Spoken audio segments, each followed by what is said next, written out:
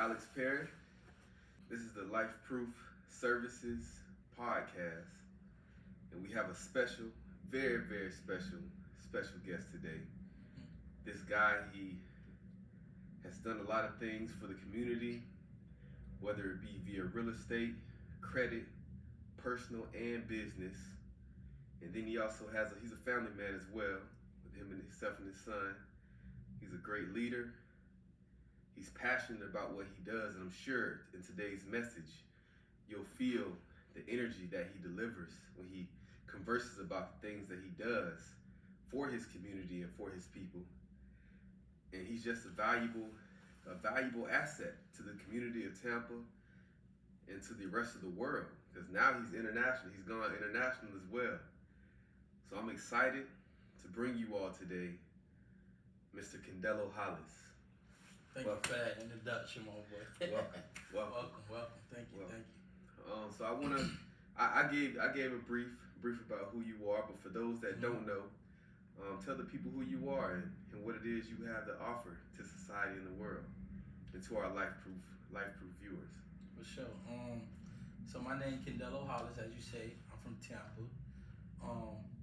Right now, I feel like the offer keeps growing, But right now, I'm offering all of my experience that I've gotten so far, rather it be just life experience, decision making, definitely, paying attention to things around you, and being self-sufficient. So you're big on self-sufficiency for yourself and the people you deal with, because you want people getting away from depending on other entities for their livelihood. Yeah, not necessarily getting away from the entities, but at least knowing how to leverage them. Because obviously everybody not gonna have the same strengths. So play to your strengths, basically. Right. My strength is self-sufficiency. Definitely. But for those that do, their dependency is heavily on an institution or someone that helps them out a lot. Right. Use it to your advantage. Take care of it though. That's real. That's ethically. Real. That's real. Yeah. So you do a lot. So you like I was mentioning, you do credit, you do real estate, you're a developer. Tell the people about what it is, how you got into these things. Like what grew your interest and when did you get started? I would say my interest peaked in real estate when I was 19. I'm 33 right now. And so, powerful year. Yeah. Powerful year. So they say that's the God year. Yeah. But when I was 19, I ran across a newspaper article, and there was a gentleman in there. He was very successful. His name Kenny Russian. Kenny Russian. Yeah. Kenny Russian. Yeah. Okay. And so I saw he was in the newspaper. He was making his debut in the city, and he was doing a lot of real estate, helping a lot of people out that were in binds with their properties. Right. And it just inspired me, It inspired me. I started reading real estate law books from that point, because at the time, in my current condition, those were the only materials I can get. So I started reading real estate law books, contract law, with real estate, and then. So you like studying a lot of the foundational real estate terms and understanding the processes before you actually. Okay, nice. Yep. And so from that point, I would say when I was about 23, I had some time apart from it, and I got back into it in 22, 23 years old. Another guy by the name of Mark Whitten. He's from Baltimore. Mark Whitten. That's the wholesaler guy. That's the guy that does wholesale. Yeah, so he's nice. I caught wind of the wholesaling. I got into it heavily. Started getting started getting a lot of leads in. I started attacking it, and I ended up wholesaling one property. Right. At the time, it was I was taking the. Now, for those that don't, what is wholesaling? For those that do not know what wholesaling is, like how would you define that? So wholesaling is basically you're bringing two parties together, and you will take the profit of that transaction. So you're a transactionaire. So what you would do is you would find a property that needs to be sold by a homeowner, and you will find a buyer that's looking to invest in the property. So you're kind of like working as a realtor as well. So do you have to have any license or anything for that? So in the state of Florida, you don't need a license for transaction, that type of transaction. Right. All you're doing is bringing them together. So, example, you will find one property for sale, say they want $50,000, and then you would put it on the market for them, or you would market that property to the people you know that are in the market to buy purchase, for $70,000. So that's a $20,000 breakthrough right there. And everything's ethical. You tell the people that are buying it, hey, I found this property. Right. They want 50, but since I have control over it right now, I would like to get 70 for it. And so when they agree to the 70, then that's probably still like undervalued.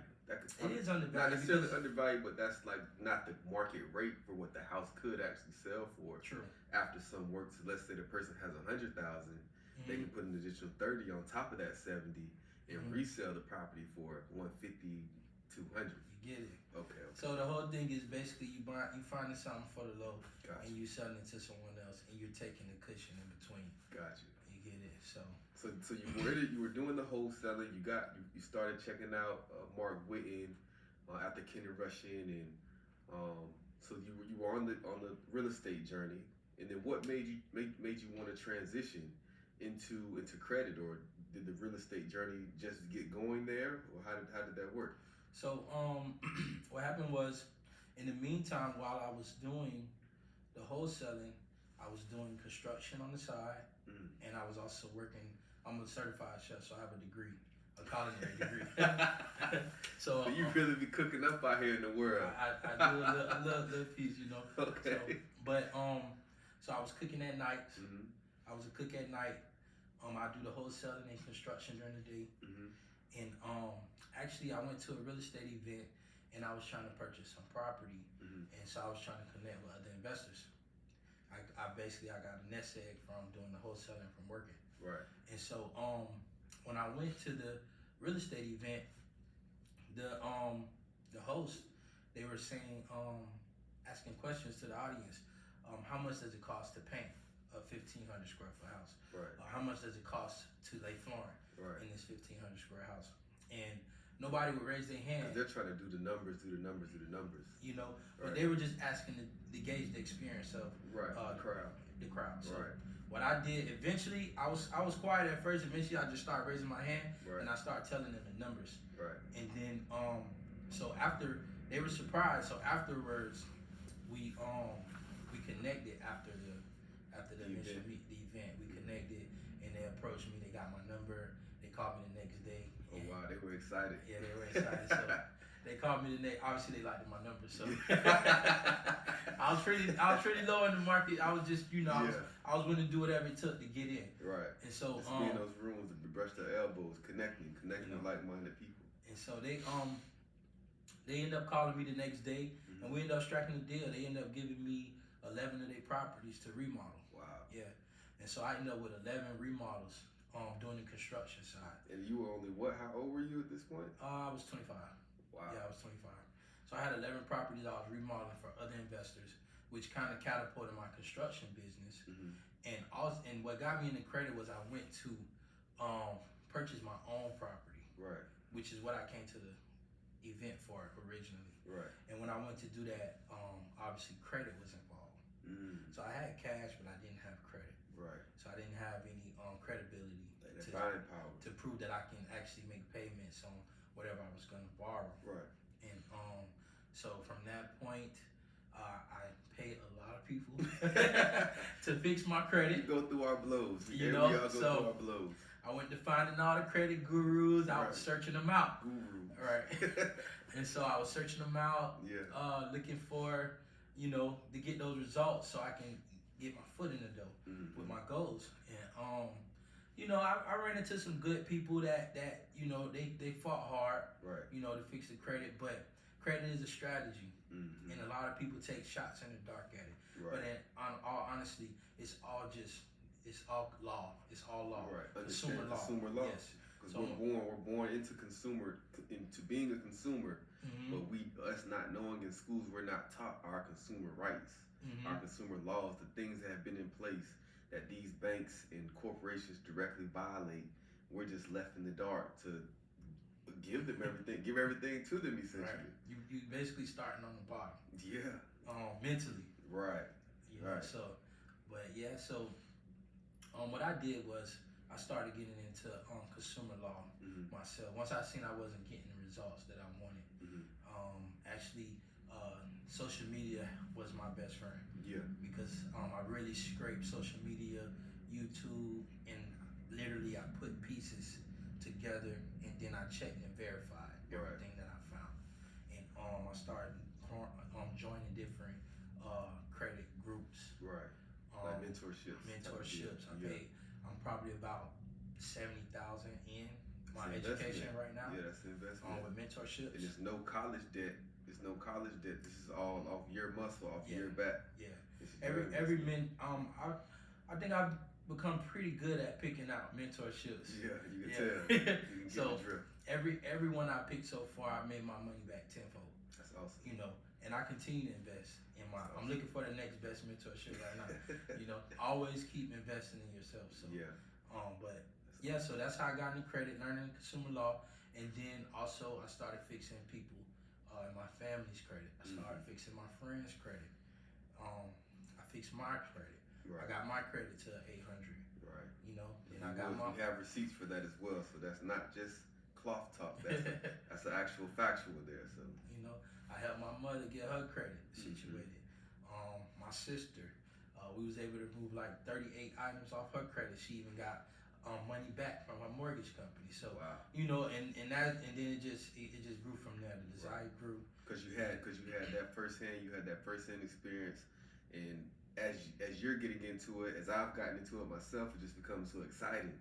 So like I gotta show other people about their consumer rights. It's like walking around and just plugging people up to their reality. Right. Like unplugging them from the matrix, but plugging them up to real life. At the same time. So it's awesome power. It's an awesome power that you have there and that we've gained together. So what would you say is like something that you're looking forward to doing in the new year? You know, 2023 is right around the corner, and you also going into business credit. I'm sorry, before we get to that one, let's talk about the business credit that you're getting into now.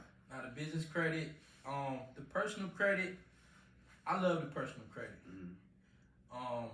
It's the foundation. It's the beginning. It's the foundation. Right. That's your roots. That's where you start at. But I fell in love with the business credit. So with the business credit, we've been helping people add trade lines to their business. We've been helping them get funding from various banks. We've been brokering loans for different clients. So I'm an official business loan broker at this point. So I would broker loans.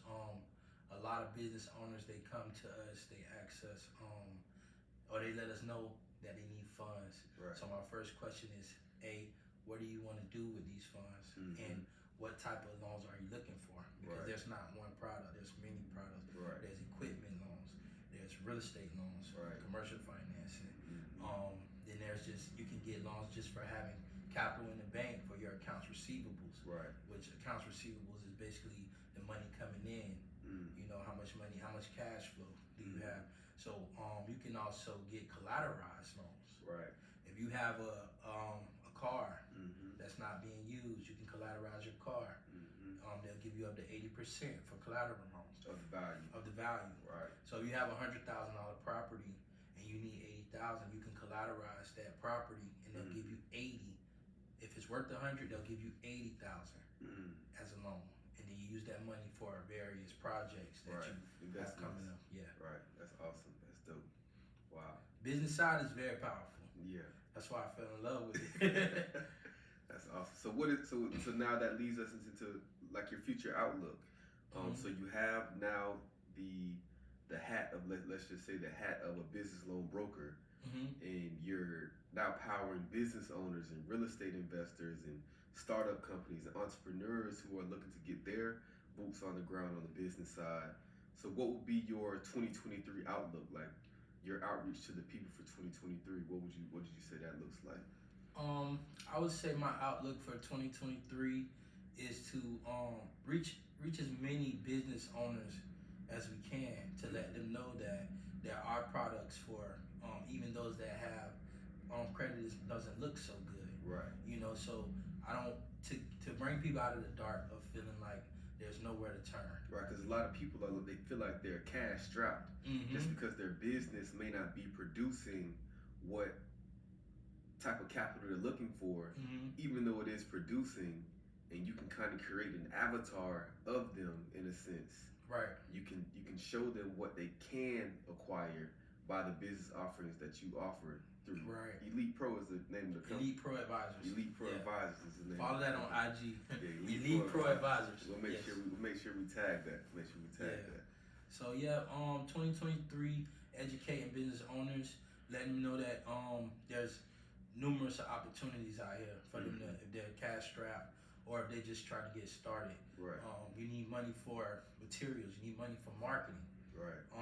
You can get funds for all these things. Right. So just let them know that they're not stuck in the position they're in, and to just seek out the right individuals. We would be those right individuals, but also whoever you can that can give you the proper pathway definitely. to get funds for your business. That's awesome. That sounds really, really exciting. Like people, because if you look at it as well, like people are now getting into the mindset of that job is not going to cut it no more. Like that college degree that I got, it really doesn't give me the access that they sold me. It's the dream they sold me. It's not providing that opportunity for me. So a lot of people are now wanting to get this information, but they also have to have the proper type of profile, credit profile. So what type of credit profile do you think a person has to have to be able to go into a bank and say, hey, I want to leverage my personal credit, like we were saying earlier, learning about leveraging life rather than just taking life by the horns and seeing what you get out of it. Like what type of credit profile would a person have to properly leverage themselves to get that business funding? So the banks are definitely going to look at your personal credit. That's their go-to even before the business credit. From my experiences, the business credit is almost secondary, semi-non-existent, to be honest. That personal credit has to be intact, payment history, low increase, 2 to 3 increase, 3 at the most. You also want to make sure that your debt to income ratio is under 10%. And debt to income, that's utilization. That's the amount of money that your funds that you're using. Yes. With all of your credit cards or loans. Your debt to income is going to be your debt versus the money you have coming in. Okay. Because they're going to look at that via tax returns or anything you're going for a loan. Got you. But utilization is on the credit profile. That means how much of your credit are you using? Okay, got you. So if you have a $10,000 credit card and you're ready to go for funding, you should bring that card under $1,000 to be under 10%. Right. You don't have to keep it there, but for the sake of when you're ready to apply for something, yes, bring it down before you apply in order to yield the best results. Obviously, you can still get things without it being that 10%. But you want to be able to walk into the business. I like to maximize with some of your funds, some of your receipts. that could be the difference between you getting $13,500 and $29,500. Facts. Facts. That's big right there. So people like we were saying, like people are really interested now in getting that business funding. They're looking to build these businesses and really get at it and take their family and their lives to a different status and level. And it's awesome. It's awesome to see. So let me drop a gem for you. Okay, let's check so it out. This is what I encourage everyone. Everyone that comes for credit repair, that's seeking funding. One of my first questions is how many LLCs do you have? Because I always promote get more than one. When you buy one, buy two. Because that second LLC can be leveraged also to get funds. Even if the one that a lot of people fall in love with their first company. Right. So they don't want to put debt on that company. They don't want to, put that company on the risk management level. Right. So what they can do is start a second LLC. This LLC can be strictly for funding. So Always get more than one LLC. Never just get one. Get two. So you can essentially go to certain banks and apply under two separate LLCs, but the same social security number, Mm-hmm. and still, or the same credit profile, and still qualify for, let's say, 20,000 at one and 20,000 at the other. Correct. So I never Oh, wow. go to the bank with less than two of my companies. Oh wow. And most of the time I ask for funding that same day that I open those accounts. Whoa. Yeah. So That's a real gem right there. That's what you want to do. That's a gem. Because if you can get 20,000 on one company, most likely you're gonna be able to get 20 on the other, just based on your personal credit being intact. Yep. So. And that beats like a lot of these people that want to do vendor credit and go through the different tiers. Yeah. That vendor credit, I think it's been popularized. Yeah. Some of it reports, a lot of it doesn't. Right. You know, and then for those real unsecured funds, those high numbers, you really gotta walk 8 times out bank. of 10, your personal credit is gonna get pulled. Yeah. So I see a lot of people go around the loop to get a lot of the small tier cards to build business credit, and then when you go in the bank, they still pull your personal credit, and sometimes they never even looked at the business credit at all. Right. You know, because they want to know that the person that's borrowing is able to back up their business. Right. If the business can't back up itself.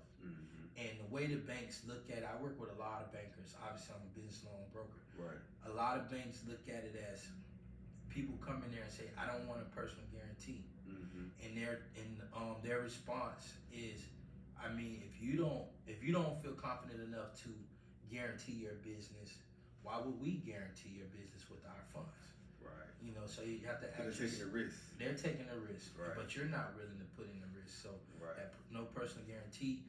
There's a few products for that, but not a lot. Right. Yeah. Nice. So yeah, so multiple businesses can get you multiple streams of funding. Ooh, yes. that's a powerful one right there. That's a powerful one.